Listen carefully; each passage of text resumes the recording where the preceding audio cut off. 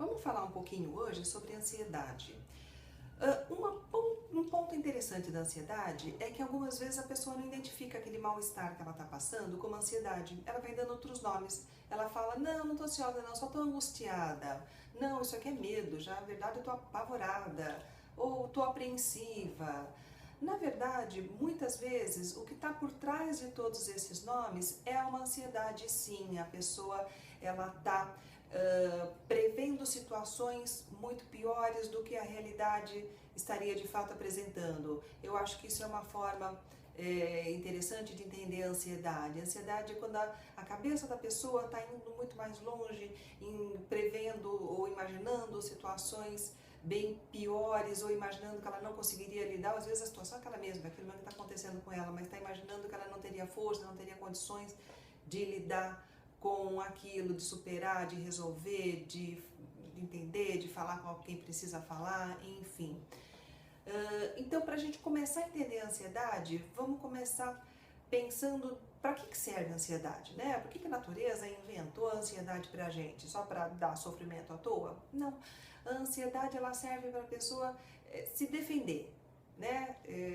Se prevenir de situações às quais ela pode fazer alguma coisa, ela pode se opor, ela pode agir. Por exemplo, a pessoa tem uma entrevista de emprego, né? Se ela não tiver ansiedade nenhuma, ela possivelmente não se prepare da forma adequada para essa entrevista. Não vai procurar uma roupa que seja bacana, não vai fazer uma pesquisa a respeito da empresa onde ela vai estar lá fazendo a entrevista, não prepare um currículo, né, de uma forma ali bem organizada, do jeito que tem que ser. É a ansiedade que ajuda em todo esse preparo para enfrentar uma situação que pode ser difícil. Ansiedade nenhuma, a pessoa fica em casa, vai de short para a entrevista, ele está muito relax. Então, uma pequena dose de ansiedade, ou uma dose adequada, né, ajuda. A ansiedade ela pode ajudar sim. O problema ocorre quando ela ultrapassa o limite. E como é que a gente sabe que ultrapassou o limite? Quando começa a causar prejuízo. Quando essa ansiedade, por exemplo, impede que a pessoa vá na entrevista de emprego. Não, eu estou muito nervosa. Não, eu já sei que não vai dar em nada. Para que eu vou nessa entrevista? Aí a gente começa a perceber que a ansiedade ela está atrapalhando, não está ajudando. Quando ela deixa de sair, de ver os amigos, quando ela deixa de arriscar coisas novas por pura ansiedade, por puro medo de achar que nada vai dar certo, que ela não vai conseguir lidar com nada, ela limita a vida dela. Passou a limitar a vida da pessoa, passou a atrapalhar, é a hora que a gente pode começar a desconfiar de que está ultrapassando o limite. E uma característica que é bastante básica na ansiedade, é bastante comum, é o pensamento distorcido. É imaginar coisas piores do que realmente estariam acontecendo, né? Tanto a seu respeito, como a respeito das outras pessoas, como a respeito das situações. Por exemplo, uma pessoa muito ansiosa com relação a andar de avião, né? Que a gente chama de medo de avião. No fundo é uma ansiedade por andar de avião.